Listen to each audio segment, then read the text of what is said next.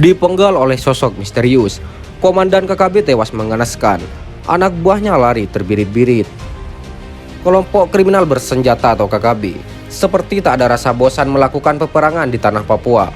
Bagaimana tidak, hampir setiap hari selalu saja ada kabar bahwa KKB Papua melakukan penyerangan, entah terhadap warga sipil atau bahkan terhadap pasukan TNI Polri. Kalau bukan saling tembak antara dua kubu yang berlawanan, maka kabar pilu itu datang dari warga sipil. Selama ini, warga sipil di daerah bergolak itu terlebih-lebih pada pendatang memang selalu jadi korban kebiadaban KKB. Sebab, jauh-jauh warga sipil non-Papua itu datang ke Papua untuk mengais rezeki. Mereka justru jadi korban kebrutalan kelompok separatis. Dengan mengobarkan semangat memerdekakan Papua, kelompok teroris tersebut menyerang secara membabi buta kepada warga yang dianggap berseberangan. Kabar terbaru menyebutkan bahwa kelompok bersenjata itu berencana menyerang mobil yang digunakan TNI Polri. Mobil tersebut akan diserang di tikungan jalan saat kendaraan tersebut sedang melaju menuju pedalaman Papua. Untuk target tersebut, KKB pun menyusun siasat dengan cara menyebar mereka berniat menyergap kendaraan bermuatan prajurit TNI Polri tersebut. Dalam penyerangan tersebut, tak hanya mobil yang digempur, tetapi senjata yang dipanggul aparat pun harus direbut demi kepentingan KKB. Olehnya, di bawah kendali komandan operasional, KKB lantas menunggu TNI Polri dalam jarak yang super dekat.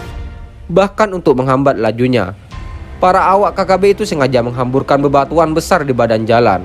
Siasat itu dilakukan agar driver kendaraan tersebut memperlambat kecepatan. Pada saat itulah, awak KKB melakukan serangan.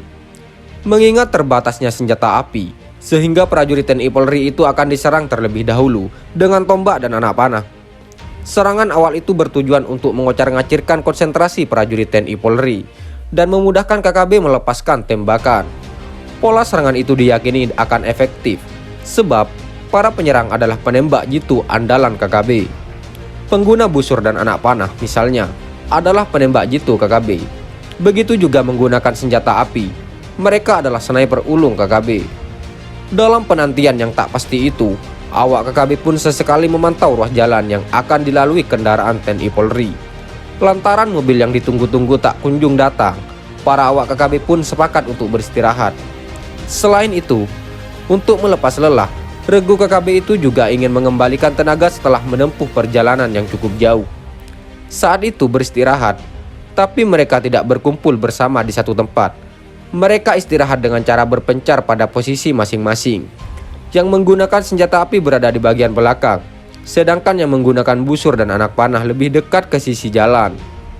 Jarak di antara mereka pun tak terlalu jauh, hanya dipisahkan oleh beberapa gundukan batu alam dan deretan pepohonan besar lainnya. Pada menit-menit awal, semua awak KKB itu melepas lelah dalam balutan kabut tipis yang bertengger manja di tempat itu. Seiring berjalannya waktu, beberapa jam sudah seakan berlalu tanpa disadari sama sekali. Saking lamanya menunggu, salah seorang di antara pengguna busur dan anak panah berinisiatif menemui dua temannya yang menggunakan senjata api. Pria Tambun itu malah terkaget-kaget ketika melihat temannya itu tertidur amat pulas. Bingung menghadapi fakta tersebut, pria itu berusaha menarik tangan salah seorang anggota KKB tersebut. Betapa kagetnya, karena ketika sudah dalam posisi duduk, leher temannya itu tak lagi bertulang. Pada video yang viral itu, tak dijelaskan ada apakah gerangan sehingga anggota KKB mengalami peristiwa senaas itu. Tak diungkapkan pula di wilayah mana peristiwa itu terjadi. Bahkan tak disebutkan pula di bawah kelompok siapa anggota KKB itu bernaung. Dalam situasi yang tak diketahui sebab-musababnya itulah, pria Tambun tersebut lantas memilih melarikan diri menjauh dari lokasi itu. Sembari berlari kencang, lelaki parubaya itu memanggil-manggil nama temannya. Ia meminta agar segera menjauh karena ancaman keselamatan dia di depan mata. Apesnya detik-detik sebelum menjauh dari tempat itu, pria tersebut keburu dihantam timah panas. Sementara temannya pun mengalami nasib serupa. Para awak KKB itu praktis tak tahu kalau rencana jahatnya itu ternyata telah dibongkar oleh temannya sendiri yang merupakan mata-mata NKRI. Bahkan di tempat anggota KKB itu bersembunyi, telah ada prajurit terlatih kebanggaan TNI Polri. Dan keterampilan prajurit TNI Polri itulah yang akhirnya menamatkan riwayat para anggota KKB tersebut. Kelompok teroris itu bukannya menghembuskan nafas terakhir karena letusan senjata api, tapi karena keterampilan tangan aparat terlatih. Pada video viral itu, terungkap sejumlah pesan yang dialamatkan kepada para prajurit TNI Polri. Para netizen mengirimkan doa semoga prajurit kebanggaan NKRI senantiasa dilindungi dan selamat dari berbagai ancaman. Sedangkan bagi anggota KKB, netizen juga meminta agar segera sadar dari tindakan kejam yang dilakukan selama ini. Tanpa kesadaran itu, sulit bagi KKB untuk menghentikan tindakannya, sebab selama ini mereka telah termakan doktrin yang diwariskan para pendahulu. Sekian dan terima kasih. Jika ada salah kata, kami mohon maaf. Jangan lupa like, komen, dan subscribe. Sok jago acungkan senjata dari jarak jauh. Si brewok sangar hingga 4 KKB tumbang disembur pelor prajurit handal. Tiba-tiba saja mata saya beradu pandang dengan pemuda berewokan yang sepertinya sedari tadi memandangi saya. Saat itu kami mengadakan acara bakar batu dan turut mengundang warga di kampung sekitar pos. Saya coba mengingat-ingat, tapi tetap saja ingatan saya buntu. Intinya saya tidak mengenali pemuda berewok tersebut. Tapi kenapa pemuda berewok ini terus menatap saya, seolah tak berkedip. Sore harinya usai acara bakar batu, saya duduk-duduk di pinggir jalan. Secara tak sengaja, melihat pemuda berewok tadi. Dan baru saya ingat, saat saya memperhatikan gaya dia berjalan, dan suara khasnya saat menyapa bocah di sebelah saya. Ternyata pemuda berewokan tersebut beberapa bulan lalu pernah saya bawa ke pos untuk saya peringatkan dan saya beri nasihat. Karena dengan sengaja membawa beberapa atribut bintang kejora.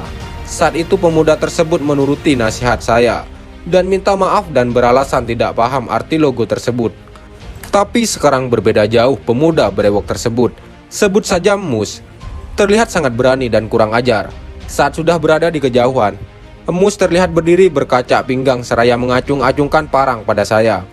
Melihat hal tersebut, saya mengejarnya. Tapi lucunya Emus malah lari menjauh. Saya kejar, dia lari lagi. Akhirnya kesabaran hilang. Saya balik ke pos bermaksud mengambil sepeda motor untuk mengejarnya.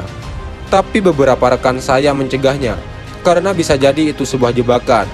Beberapa rekan memperingatkan untuk tidak bertindak gegabah, apalagi seorang diri. Akhirnya saya bersama beberapa rekan dengan bersenjata lengkap, berboncengan menuju tempat Amos itu berada. Namun sampai di tempat tak nampak batang hidungnya. Kami parkir kendaraan di pinggir jalan dan menanyakan keberadaan Amos kepada warga yang kebetulan berada di lokasi. Akhirnya berdasarkan petunjuk warga, kami langsung berjalan kaki menuju ke rumah Amos yang masih berupa Honai. Setelah sebelumnya kami titipkan kendaraan di rumah warga. Sampai di rumah Amos, kami kepung rumah tersebut yang ternyata sudah tak berpenghuni.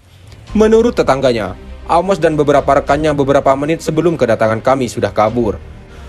Namun hal yang tidak kami duga, terdengar seperti seorang bercakap-cakap lewat hati.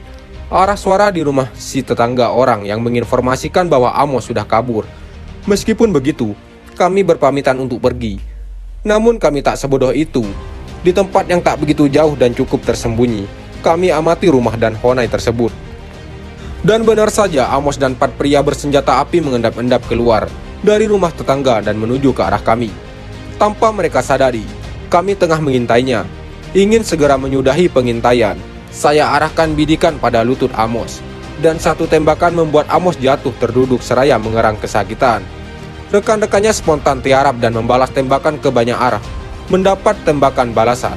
Tak ada alasan lagi bagi kami untuk memberikan tembakan peringatan. Langsung saja masing-masing anggota KKB tersebut kami hadiahi 1-2 peluru tepat di batok kepala mereka, termasuk diantaranya Amos sang pengkhianat. Video ini melansir dari channel YouTube. Sekian dan terima kasih. Jika ada salah kata, kami mohon maaf.